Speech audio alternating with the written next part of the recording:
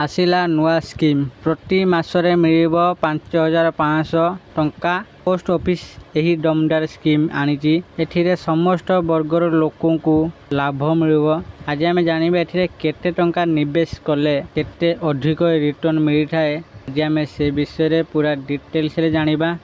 तेणु वीडियो को आरंभ करने पूर्व आपण समस्त को अनुरोध करुच्ची जो मैंने आम चैनल को सब्सक्राइब करना दयाकोरी एबे आपण मैंने आम चैनल को सब्सक्राइब करंतु। चलतु देरी न करिकी वीडियो को आरंभ करबा। एबे प्रत्येक व्यक्ति निज आयर किछि अंश संचय करने को चाहती जहा द्वारा भविष्य सुरक्षित रही पारिबो। बेले बेले अनेक व्यक्ति विशेष केमिति संचय करिवे बा निवेश करिवे ताहाकु नेई द्वंद्वरे पड़िथांती।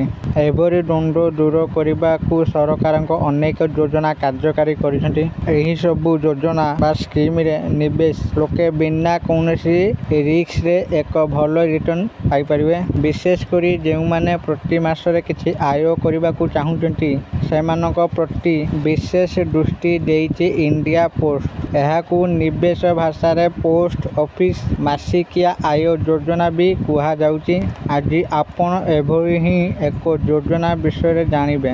पोस्ट ऑफिस रे प्रत्येक वर्गर लोकों पाई अनेक प्रकार संचय योजना कार्यकारी करा जाइछि। एही योजना रे निवेश कले साधारण संचय अपेक्षा अधिक रिटर्न मिलता है। पोस्ट ऑफिस रे मासिकिया आय योजना रे निवेश करी भविष्य सुरक्षित रखी पारिबे लोके।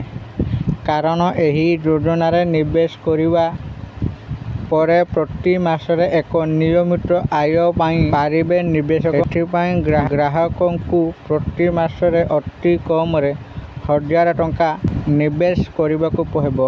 Post office monthly income scheme बा मासिकिया आय योजना रे निवेश करने को हेले ग्राहकों बयस अति कम रे 18 वर्ष होइतिबा आवश्यक। जॉइंट अकाउंट माध्यम भी यही स्कीम रे निवेश करि पारिबे लोके। नाबालक और मानसिक भावे सामान्य अनग्रसर थिबा व्यक्ति विशेष मध्य यही योजनार लाभ उठाई पारिबे।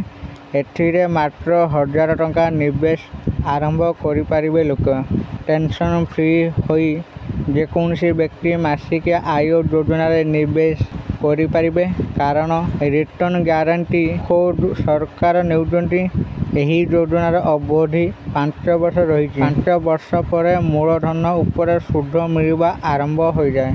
सबुठारु बड़ कथा हेउची पोस्ट ऑफिस रो एही स्कीम रे 7.4% रिटर्न मिलुची।